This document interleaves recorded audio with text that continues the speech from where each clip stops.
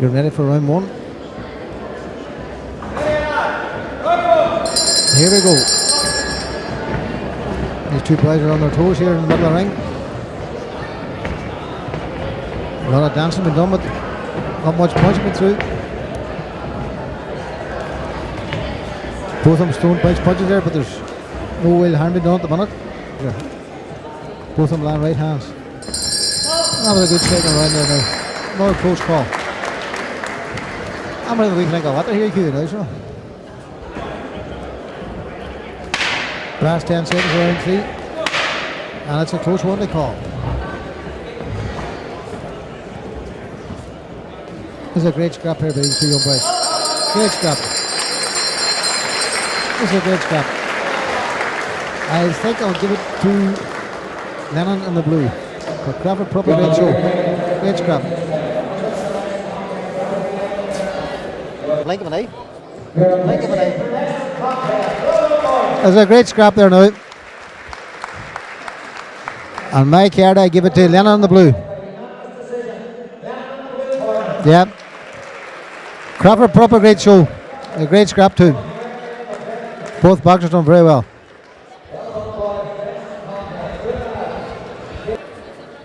There's John Fair here presenting the trophies. John's a great member of Buncrana Boxing Club for years. And we'll get a talk to him now later on the night. We're going to say a few words.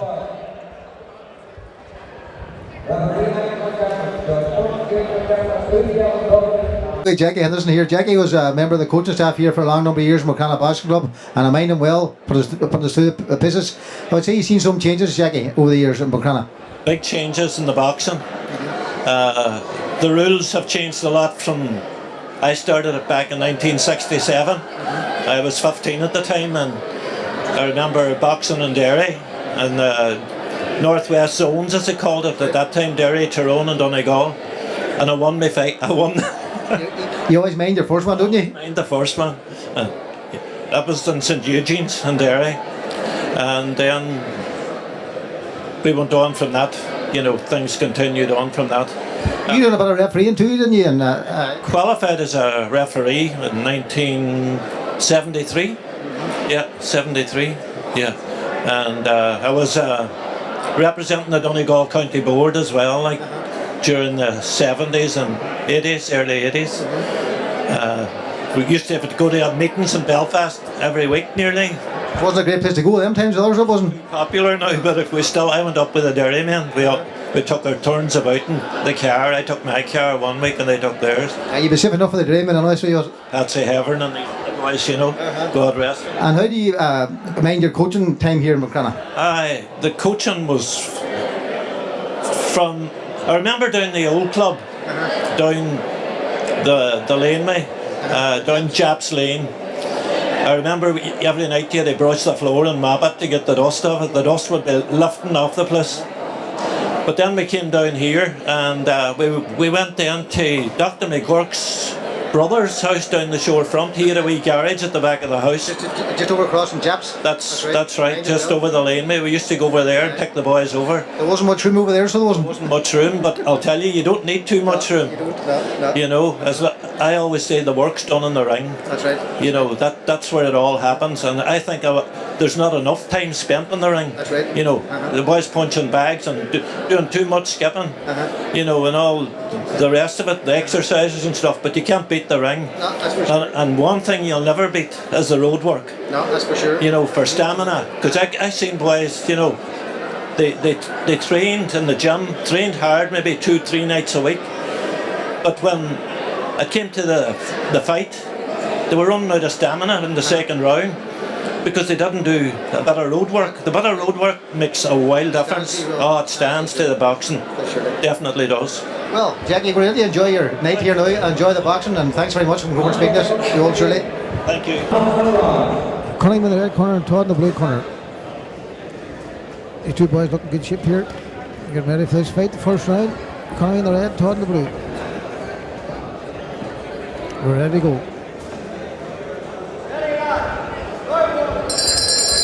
Here we are now here. Cunningham steps in. Todd comes back by a good punch. Both boxers. well matched here in this opening fight. That's a great third round here now. It's going to be a close scrap here. Both boxers put up a great showing. That's a great scrap. Both boxers done brilliant. It's going to be another tape on for the judges here to score. It's a tape on.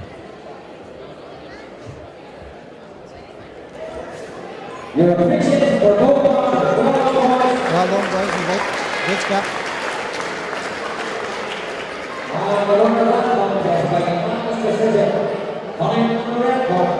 I thought Cunningham just got it, but it was a tape on. It was a great scrap. Both boxers done very well.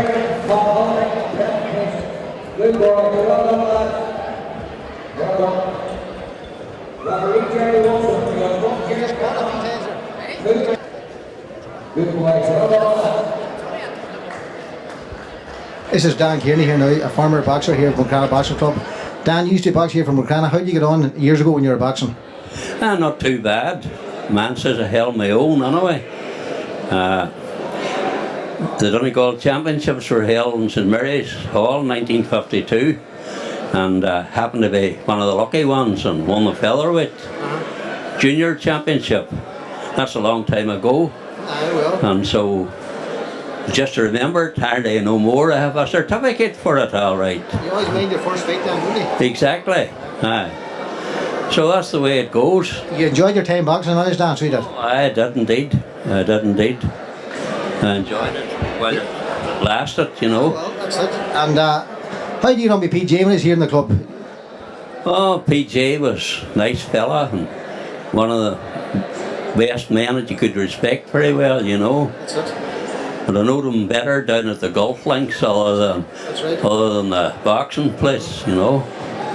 Well done. Thanks very much for going to speak to us. We're getting ready to go here again now. Keller in the blue, McDade in the red. Both boxers ready here. And here we go. Both young boys in the centre of the ring here now. Just sizing each other up.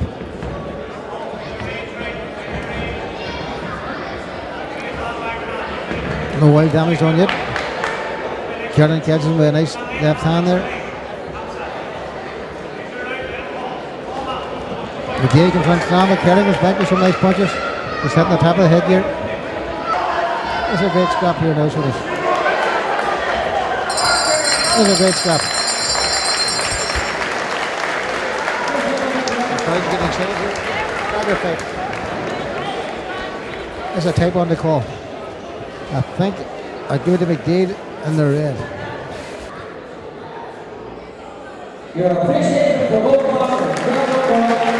That was a great scrap.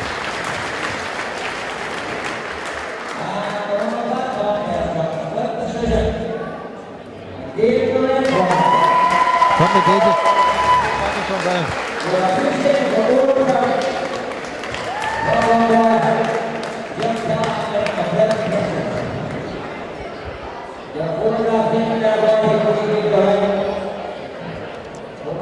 That's all the decisions, right? So very cute.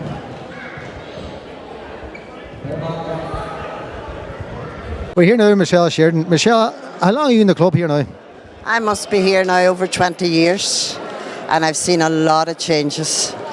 A lot. We had absolutely nothing even when I came in then, but this past, I would say, 6-7 years, it is revamped completely for the better. Thank God, it's great. It's a great facility, well used. The town supports it, brilliant. So we're very proud of it, and we're very proud of tonight. You should be proud of it. You have a great club here, and you have a great staff here too, and a lot of people behind the scenes, including yourself and PJ and John McGrory. And I'm sure there's more to mention, but you all get on great. We do, thank God, and the ones on the scheme too. We have great workers in the scheme. Only for them, we wouldn't be where we are today. It's fantastic, and John and PJ, they're brilliant. So we all get on great. Thank you very much, Michelle, and we look forward to a cup of tea at half time. Thank you, no problem. Thank you. McFadden in the blue, McGinley in the red. Mixed up here, all these mixed. Oh, they're all the dancing they done. They're coming out very timid here, so they're. But McFadden's throwing punches, McGinley's throwing punches, but no big punches landed yet. There's a couple of there now down there with left hooks. Both boxers doing well there.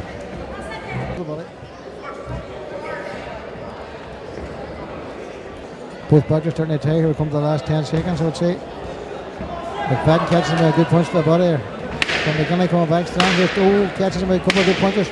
With 10 seconds to go, we'll see who go anyway. Referee steps on again. We're on the last couple of seconds. Whoever throws these punches, both punches, boxers throw. That's a cracking scrap. Cracking scrap. It's an odd type on the call here now, but I'm going to stick my neck out. And I'm going to go for McGinley in the green.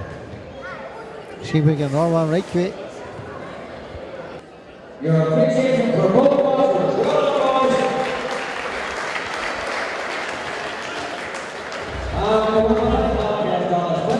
And McGinley in the... Oh! That was a tough one to call there now. I had McGinley, that fight was a great scrap. Both boxers done brilliant.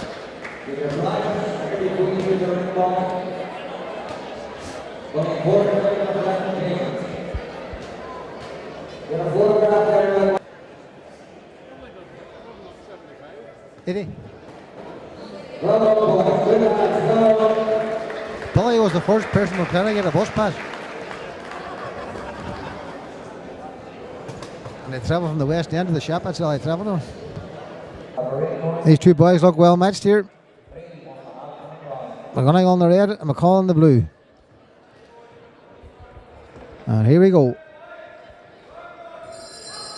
Both boxers, McCall comes up with a good left, straight left, and catches him another straight left. But McGonagall looks strong. McCall has a big right hook. And McGonagall catches him a wee hook under the chin, but that referee's getting too close to him. She's going to get caught. Both boxers throwing plenty of punches here now. It's all down to this third round here now, and it's touch and go. Both boxers starting to tire, but both catch each other with right hands. And back to the centre ring again now. And you watch the heads. The last 10 seconds. Both of them's out in their feet here, but it's a great scrap. Some nice right hands and left hands been through. That's a great scrap. Both boxers doing very well. Two big strong knuckles. QE fantasy. McGonagall, I think the call on the blue got it.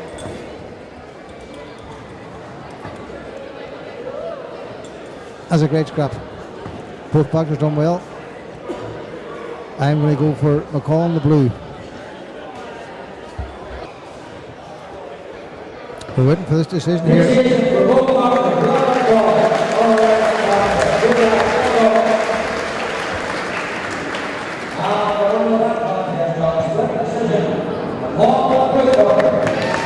Great scrap, both boxers done well. I thought I just got it okay. Another good scrap.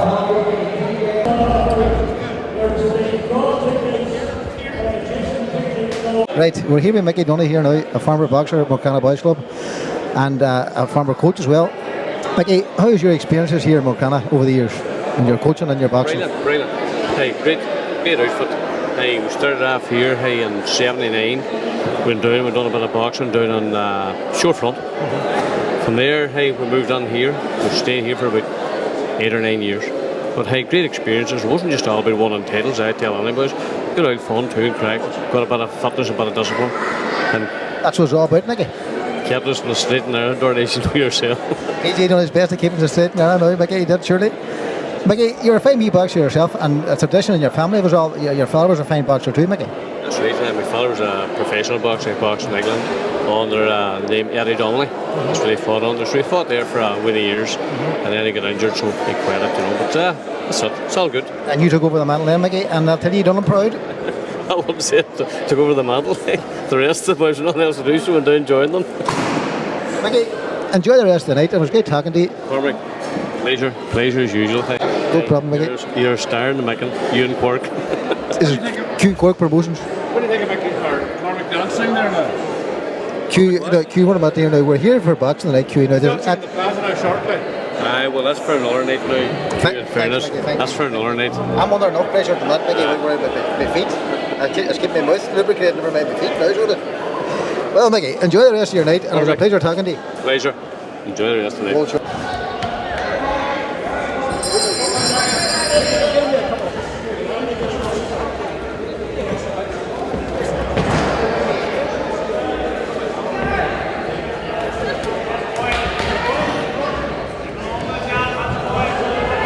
The last 10 seconds, and they're going toe to toe.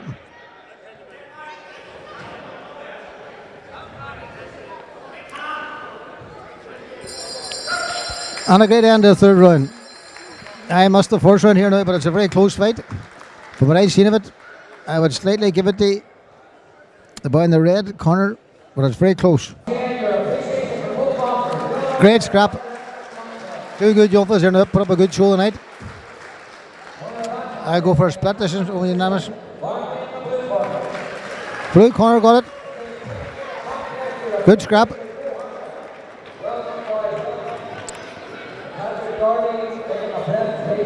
Paddy X making presentation. Paddy done a bit of boxing this time too. Down the lane.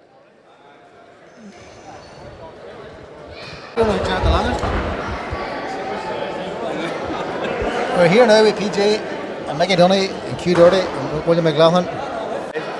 Well, boys, we'll start off with you, William. How was your time here at Buncrana Boxing Club? Great, as we started out. As we learned everything, probably. Good trainer. Good trainer, Q. Albert brought us on too and helped things. Like, and he was here for a long while, so. And even Andrew, he won an Irish title here, so started off. This is probably the foundations of us, you know. Your father was a great boxer too in his time, and he enjoyed his coaching too, so he did.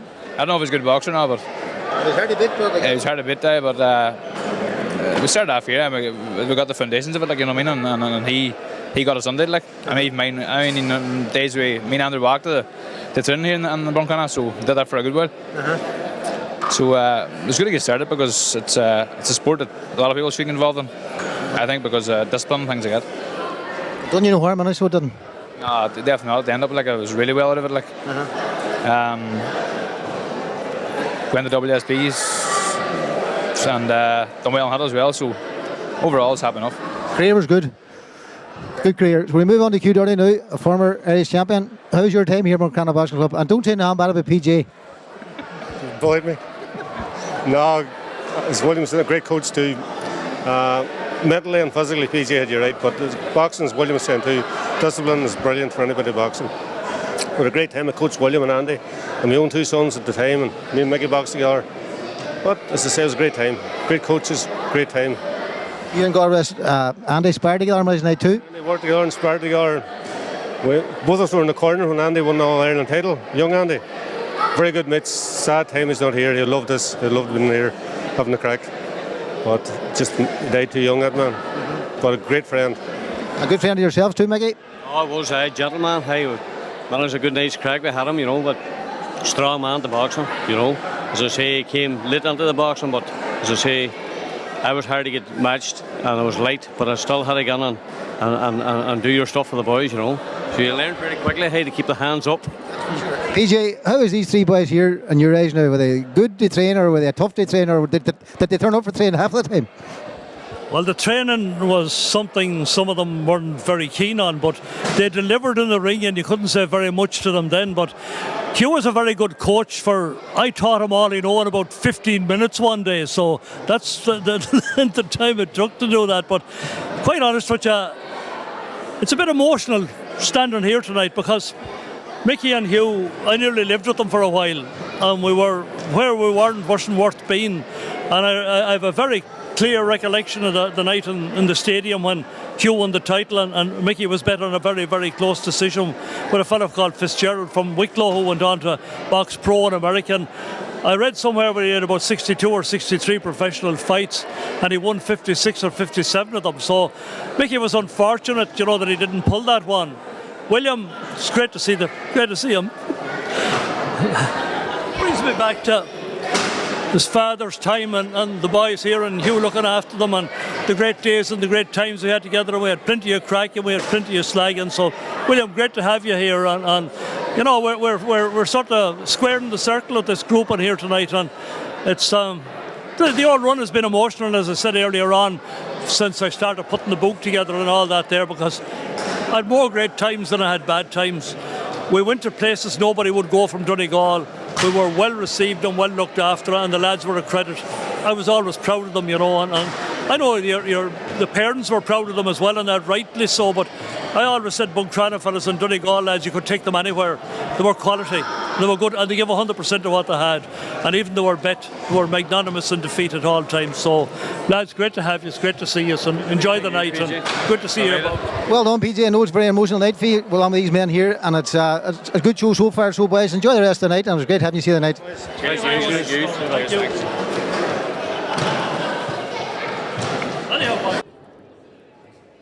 Both boxers siding each other up here now, throwing wee jabs. Dunny steps in.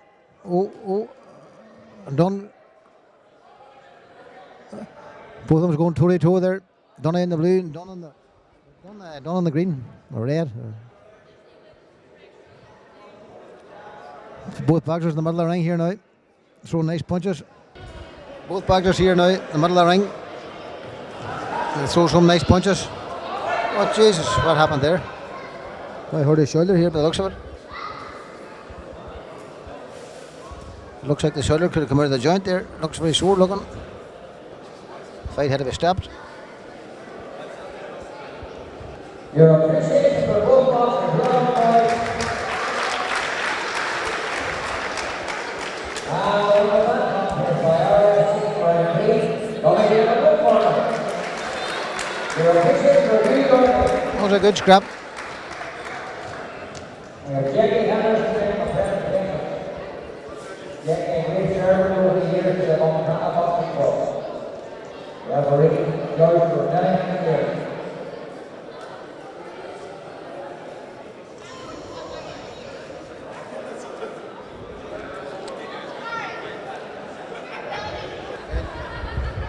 We have Jared here now from the local paper here, and God knows what he's going to write.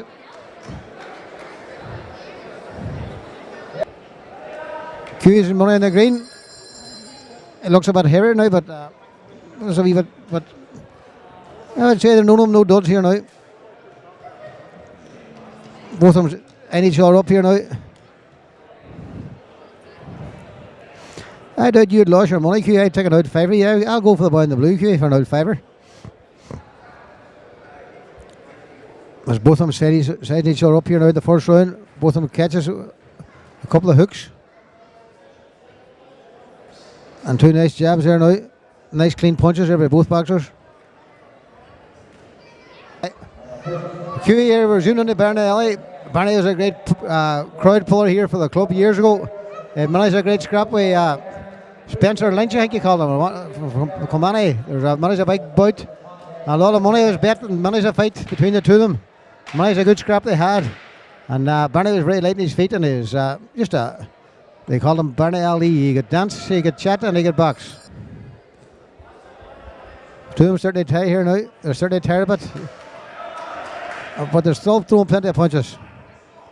They're a wee bit like Tosh. Tosh is starting to tire too. He walked that much tonight. The pair of feet walked off him. They're certainly slow here now as the fight comes to the end of it here now. I'd say there's no more than 10-15 seconds left. There's the bang. This is going to go 2-2 for the last 10 seconds here now. Both boxers put up a great show here. That was a great scrap. Two good evening match boxers. I'll still stay. The young in the blue might just grip it. And I'll stick by it. I think Q might owe me a favour here now, but I'll not take it off him.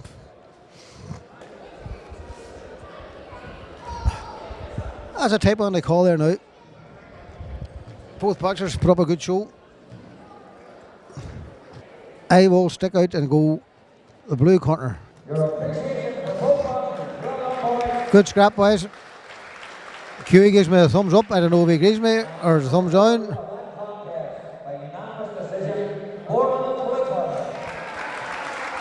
That's a handy old favour there, Q.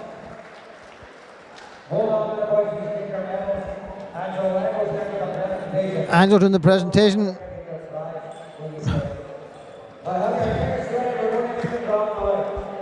Is the spitter your man Simon Coyle with them protection buttons up over his belly button?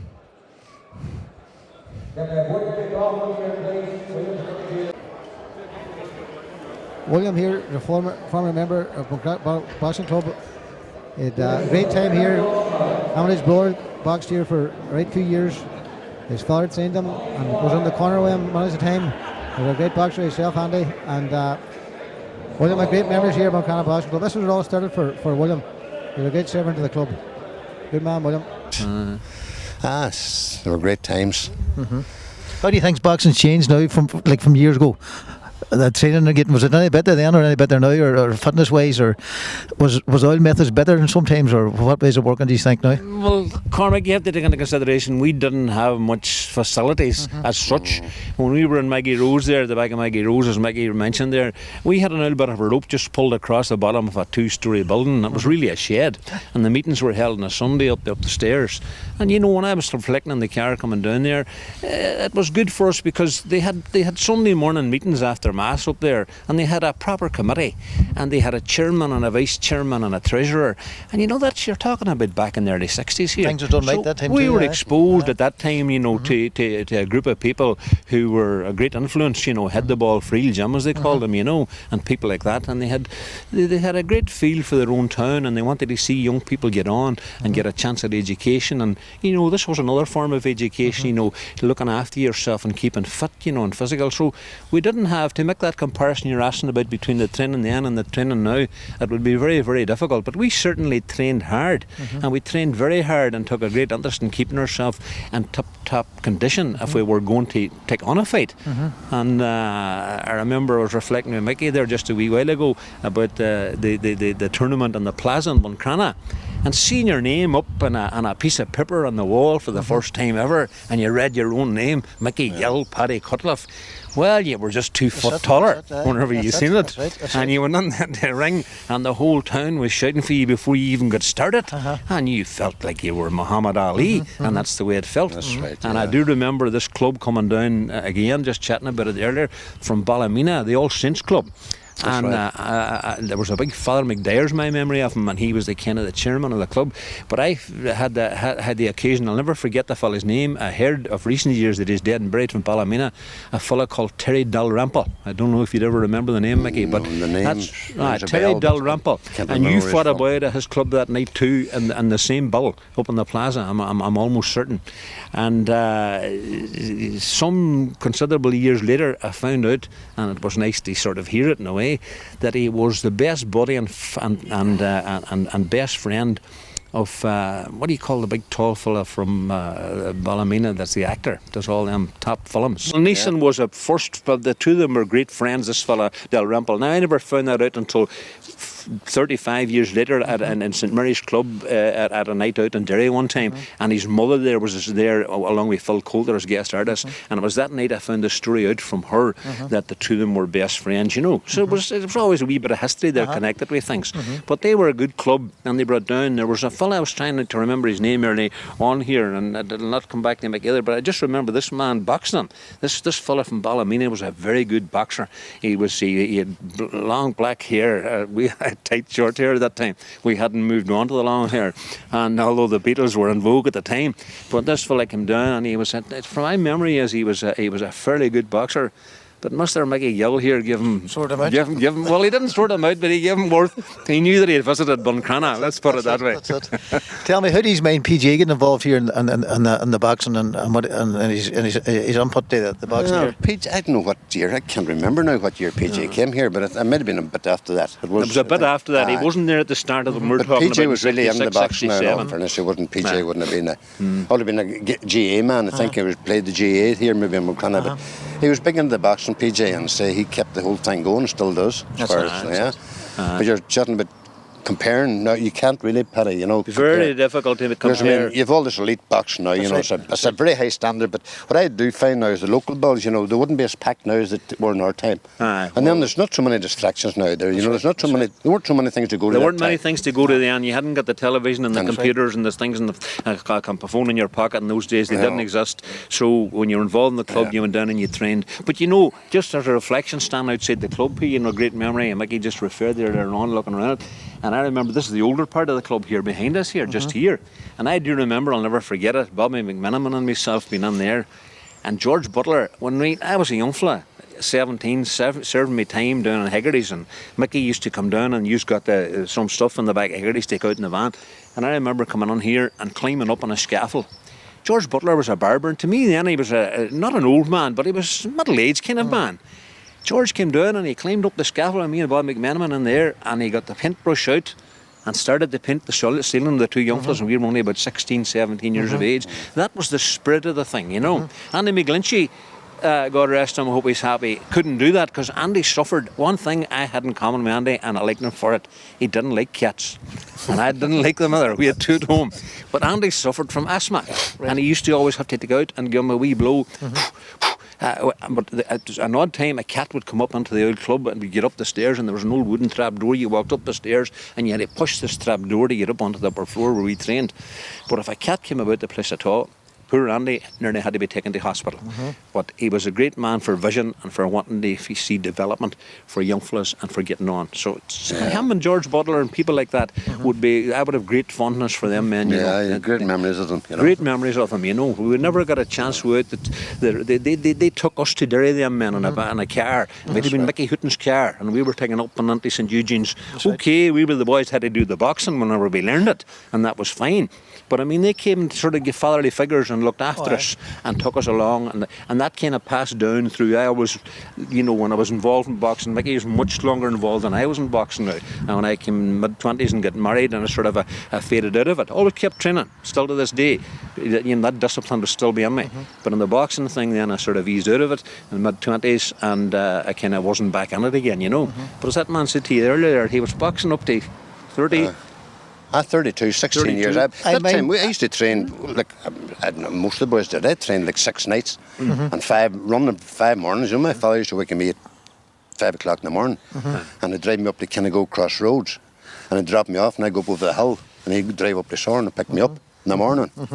5 o'clock, 6 o'clock, you know, yeah. And that discipline's still in you yet? Aye. And then we trained every night, because there weren't as many distractions, there's nothing else to do, you know, and I loved every minute of it. But as Paddy saying, I still remember going to Derry, went to St. Eugene's. Paddy said, we need sparring, there weren't much sparring about, so we get better sparring. The Derry boys were typical Derry boys, you know, they were cuter, and they were ahead of us. I remember walking to St. Eugene's, and that time we were young boys up on stools, punching away at the bag, you know. We'd be in a corner changing, you know. I don't know, it's a country thing, Blackbird Shy or whatever. One of my youngest sticks in line was wee Duddy, the wee boy got killed on Bloody Sunday. Jackie Duddy. I can still see him stand up on a stool. No, he could have been 10 or 12, you know, but it's like nearly a bar stool, hitting the bag, you know. That's a memory that always stuck. I tell my person about that, you know. Every time I see his photograph in that Bloody Sunday thing, you know, I always stick to my mind, because we used to go up there every Thursday fortnight or something, maybe. We were up once just for the experience, you know. But as one young, it always stuck to my mind, and then I think we might have been eating up the week or the Thursday night before that thing happened, and he was always there, you know. But anyway, he was a young lad. Well, boys, Buncrana produced a lot of good boxers and a lot of good champions too in the years. Mickey, you won an Ulster title, an All-Ireland title, was it one time? Ulster Junior Ag, that's All-Ireland semi-finals a couple of times, but always, I don't know if you remember. You boxed as senior, Mickey, where I didn't know. I stayed at junior level, and the 25 was the cut-off point. If you went over 25, you automatically had to become senior then, whether you liked it or not. So I always had a sort of an inferiority complex for some reason. I don't know why. It was a mental thing. But, you know, I mean, George McCann, I remember him telling me, look, what are you worrying about? You're better than some of these boys that are senior for years. And I was inspiring them, and I was working out with them, and I was giving them as good as I was getting, you know. And yes, and I was lucky enough too, like Mickey, the junior champions, I had an Ulster junior, won an Ulster light heavies in 1974. I remember it well, having to box twice in the one day. Them was the kind of things you had to do in those days. And a boy hitting maybe his head, the Belfast boy, because he knew he was done, and he was getting the hell of the leather. So he decided to leave, and he hit me, you know, and busted the eye, but he was beating points on me in the third round. Things like that, you know, and they never leave you. They sear into your memory as a young fella, and you never ever forget the moments that they took place, you know. But they're really great times, and I mean the fruits of that development. And particularly the man you mentioned there, PJ, earlier on, you know, him and people like that on the background, down through steady, working through the years, you know, and it's not always easy to get everybody to work with you. That's right. There's always human beings, we're all the same, there are differences. But he would be one of the people that stayed there down through the whole thing, you know, and would have been a big long-term contribution to the development, of course, with the support of the people from the town, you know. The people of the town were always behind what went on here. They always seen that it was for the good of the young fellas, and then the girls come in many years later on. At the time, it was originally a boys' club, you see, so girls weren't involved in it. So that was a great thing developed, and it became a youth club rather than a boys' club. And then you had the vision to see that, and you know, it's terrific. But the facilities available to them today now would be an awful lot better than what we had. You know, I mean, I remember Mickey's daddy, Willie, and going out, and they had a wee shed. My vision, this is up the back of somewhere, the back of their house, and it was kind of an up on a lath kind of a place from my memory. And we went up, and there was a wee hard floor on it. I can't remember if it was concrete or wood, that floor. But I do remember the two of us and him getting us at the one pace going round, and he had us going one way and then going the other way. But it was all to do with the building of the point of the feet. It was all to do. Different. And as we said earlier, Mickey's youngest brother, Henry, he was an exponent of that, you know. He was really very light and nimble on his feet. He was really on his toes. And Muhammad Ali of his own, well, a lot later, but that was the kind of style that he had, you know. And he was very, very good to watch and thing me. And then I worked with Seamus myself. Seamus Gildarty, this man's younger brother. And Dublin, we were in the. I was working in Dublin for a couple of years, and we joined the Arbor Hill Club. So you come out of Buncrana, a wee place in the northwest, you know, way in the back of beyond, as it were, and you ended up on a big stage in Dublin if you were lucky, and had the fortune, like Mickey, we boxed in the National Stadium in our day, you know. You remember a fella called Eddie Hayden, Mickey? This was going to say. I sparred with him, but you boxed him. I boxed in all Ireland seniors. I got beaten in the semi-final in 2 years with the same fellow, Eddie Hayden. As a matter of fact, he was shot. I don't know if you remember that. He was shot dead. Something happened tragic to him later on in the years. He was a very good boxer. He was very good. I met the same fellow twice, you know. But it just shows you when we're going back. Like it's for the troubles we're saying the queue earlier there. You know, the British Army were fighting the Plaza at that time. They were. We fought. I remember myself and Paddy fighting the British Army. Came down to the Plaza. Whatever it was, 1968. Came down from Ballykelly. Yeah, or 67. Before the trouble 67, started. Mickey, yeah. And they fought in the Guildhall and fought in the Kenny. They fought three buildings within say a week, you know.